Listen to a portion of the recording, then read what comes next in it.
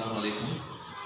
सबसे पहले तो मैं आप तमाम लोगों का तहे दिल से शुक्रिया अदा करता हूँ जिन लोगों ने मेरी सेहत के लिए दुआएं की है। आज से कुछ दिन पहले जब मैं गुजरात का इलेक्शन कैंपेन करके लौटा तो उस वक्त के बाद से मेरी तबीयत ख़राब हुई। मैंने कोविड का टेस्ट कराया, पॉजिटिव हुआ और पिछले कुछ दिनों से मैं हॉस्पिटल के अंदर एडमिट हूँ। लेकिन अल्हम्दुलिल्लाह आप लोगों की दुआओं की वजह से अब मैं पूरी तरह से रिकवर हो गया हूँ और बस इंतज़ार में हूँ कि डॉक्टर्स कब इजाज़त दें। लेकिन इसी दौरान मैंने 26 फरवरी के लिए एक आंदोलन का ऐलान किया था कि जो वक्फ बोर्ड की ज़मीनों के तहफ़्फ़ुज़ के लिए हम लोगों ने सोचे थे कि हम सड़क के ऊपर उतरेंगे और आंदोलन करेंगे। और मैंने ये ऐलान किया था कि जालना रोड की एक जो ज़मीन है जो औरंगाबाद शहर के बड़े बड़े धन्ना सेठों ने इसे अलग अलग गवर्नमेंट डिपार्टमेंट्स के साथ मिलजुल कर, चाहे वो महानगर पालिका हो, रजिस्ट्री ऑफिस हो और या खुद वक्फ बोर्ड हो, इनके साथ मिलकर किस तरह से ये करोड़ों रुपए की ज़मीन ये धन्ना सेठों ने लूट के खाए है, अपना बंटवारा किए है। और महज वक्फ बोर्ड को इसके अंदर से कितनी आमदनी हुई तो 1.5 लाख रुपया, यानी कि 1,50,000 रुपये, जबकि ये धन्ना सेठों ने करीब एक अंदाजे के हिसाब से 100 करोड़ रुपये के करीब ये पैसा बनाए हैं।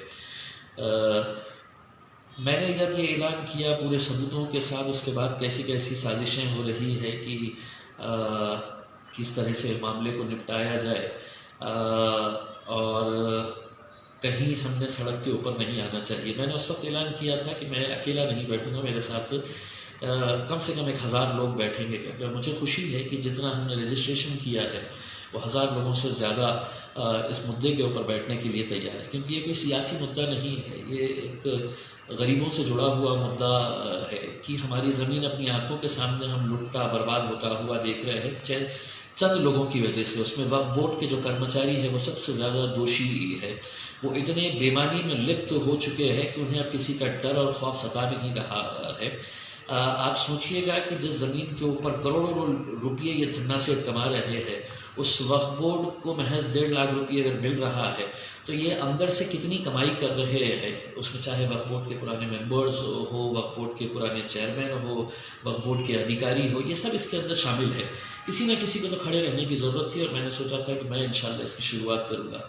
लेकिन अल्लाह की मसलियत है कि आज के दिन ये आंदोलन हम कर नहीं सक रहे, क्योंकि मैं अभी भी हॉस्पिटल के अंदर एडमिट हूँ।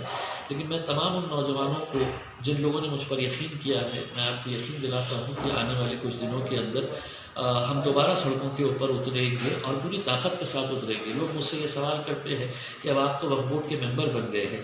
देखिए, वक्फ बोर्ड का मेंबर बनना तय इसलिए मेरा है क्योंकि क़ानून के अंदर ये प्रावधान है कि वक्फ बोर्ड के अंदर 2 जो मेंबर्स चुने जाते हैं वो मुस्लिम मेंबर ऑफ पार्लियामेंट होते हैं। अब इत्तेफाक से पूरे महाराष्ट्र के अंदर एक ही मेंबर ऑफ पार्लियामेंट चुनकर आया है और वो मैं इम्तियाज़ जलील हूँ। फिर राष्ट्रवादी कांग्रेस ने फौजिया मैडम को भी इसका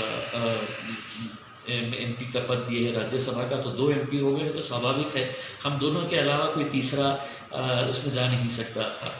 तो वक्फ बोर्ड का मेंबर बनने के बावजूद भी मैं आपको यकीन दिलाता हूँ कि ये लड़ाई इतनी आसान नहीं है।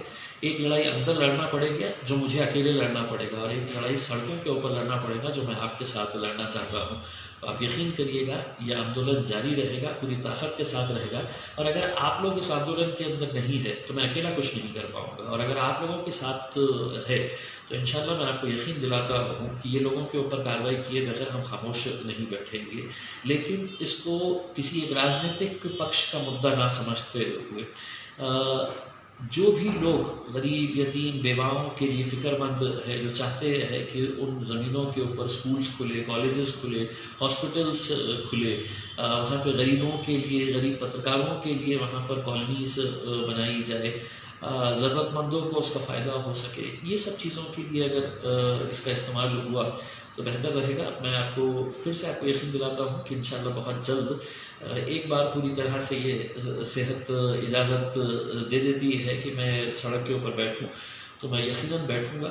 मैं पुलिस को पत्र भी दे चुका हूँ, लेटर भी दे चुका हूँ। अगर उनकी कुछ दिक्कत है तो उन्होंने मुझे बताया, लेकिन यह आंदोलन जारी रहेगा। किसी भी कीमत के ऊपर यह आंदोलन पीछे नहीं होने वाला है, इतना मैं आपको यकीन दिलाता हूँ। बहुत बहुत शुक्रिया। खुदा हाफ़िज़।